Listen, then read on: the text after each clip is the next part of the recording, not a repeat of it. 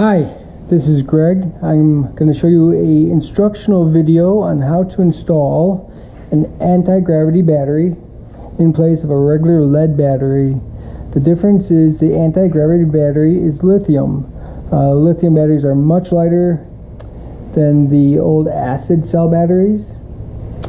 The anti-gravity batteries also come in different cell size. So this one happens to be a 12 cell battery and has 360 cranking amps. You can also get 8 cells, 4 cells, 10 cells, 16 cells, and the difference in cells will make the battery much thinner, and that will reduce weight on the bike. And they're for different applications such as racing, track days. The different type of bikes use different types of batteries, different CCs, different types of cranking powers. So with that in mind, the batteries being thinner, they also give you a couple of different options for padding to keep the battery from bouncing around inside the bike. So what we'll need in this video for the Aprilia RSV4RR, it's a 2016 bike we'll be doing this on, is simple. 2 Allen keys for the seat and battery hold on, 10mm wrench.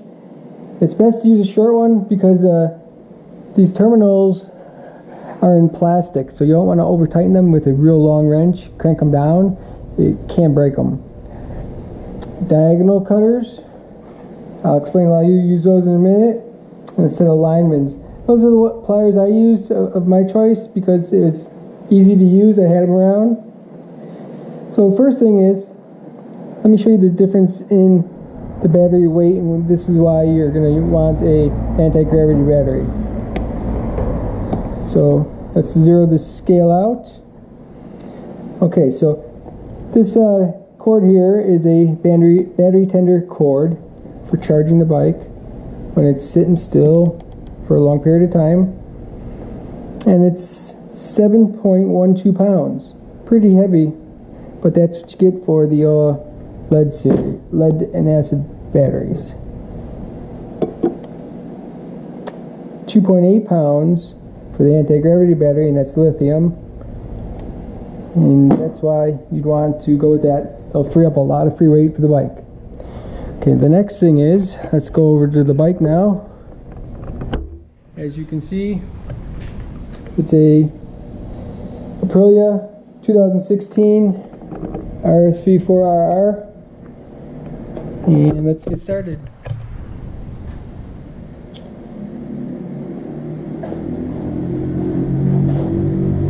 Okay, on this bike, you will need the key to get off the seat cowl. So by plugging in the key under the left side of the fairing, rear fairing, there's a key. You turn it and the cowl will pop up from the release. Take it off, move it aside.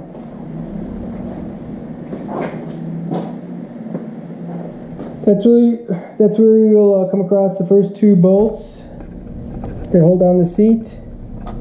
With your Allen key, remove those 2 bolts. Very simple. And the seat slides out.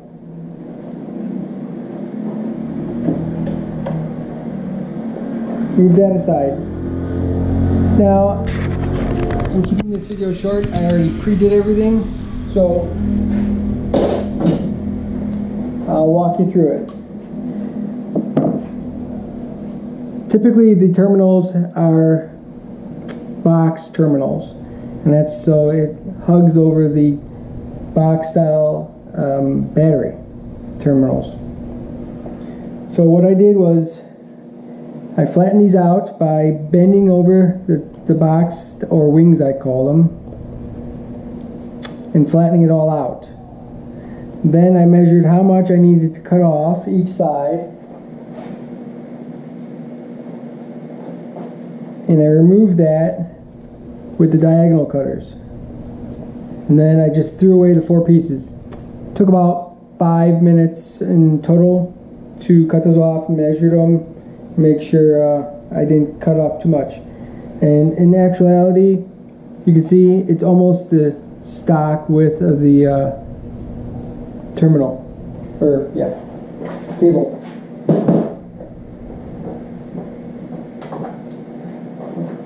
Okay, so in this part is where you'd put the padding if you had a smaller cell battery to bulk it up so it doesn't jump around a lot. In this case, I have a standard size, so I really didn't need to do anything, specifically because any additional padding would have interfered with the tools under the seat.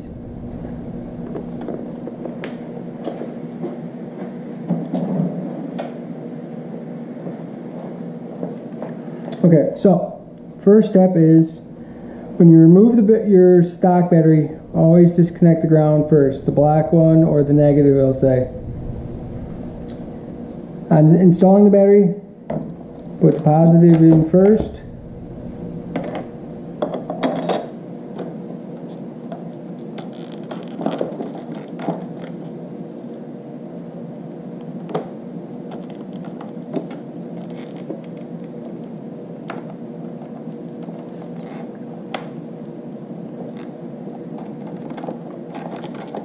And what I did is finger tightened them as far as I can get them.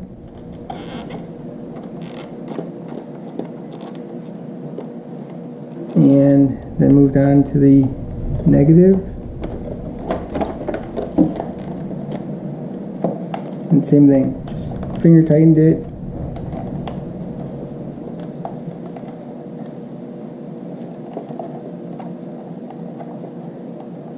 Now, you can use a Phillips screwdriver to do that part and save some time, but it's not that hard. Then take your 10mm wrench and snug them up. By having that short wrench, like I said before, you don't over tighten them. You crack it.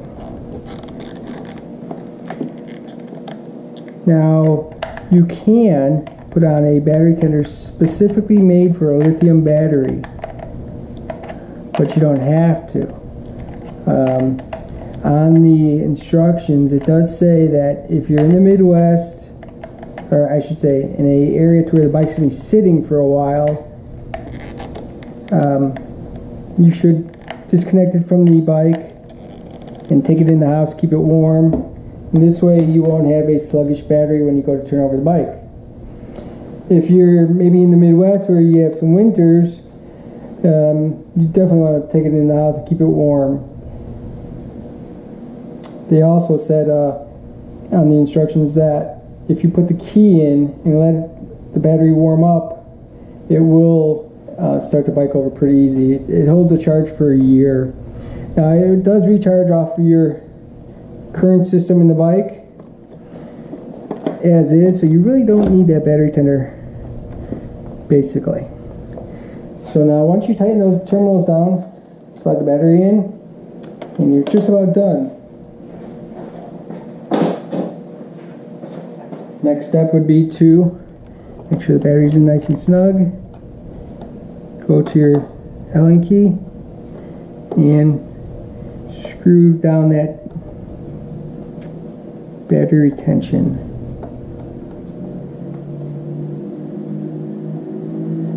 And it doesn't take very long.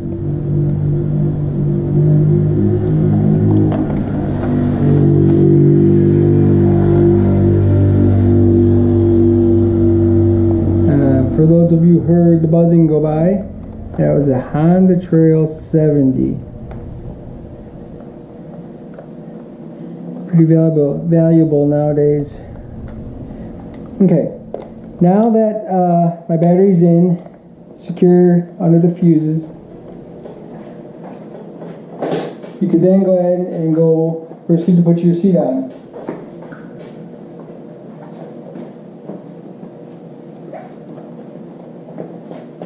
Like I said earlier, don't put the padding in if it's going to interfere with the height of the battery and in coming in contact with your tools. Slide the seat back down under the bolt.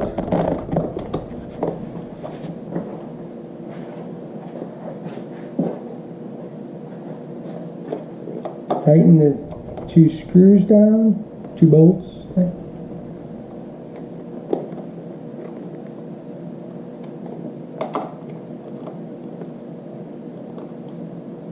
And put the cowl back on, and you're done. Very simple. Well, that's it. Very simple process. Save yourself a bunch of weight on the bike. Put in a really nice battery. It'll free up some weight, give you some more cranking power. Or if you're on a track bike, it'll be very noticeable because you have a lot less weight.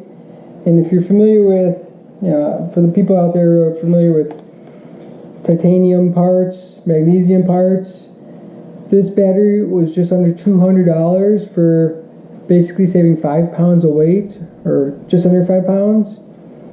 To do that in nuts and bolts would probably cost you well over $1,000, $2,000 to replace anything with titanium bolts, magnesium, and so on. So probably one of the biggest bangs for the buck when you're trying to remove weight from the bike. Thanks again for watching my video. If you have any questions or comments, please post them on below, and if you liked it, please give me a thumbs up. Bye.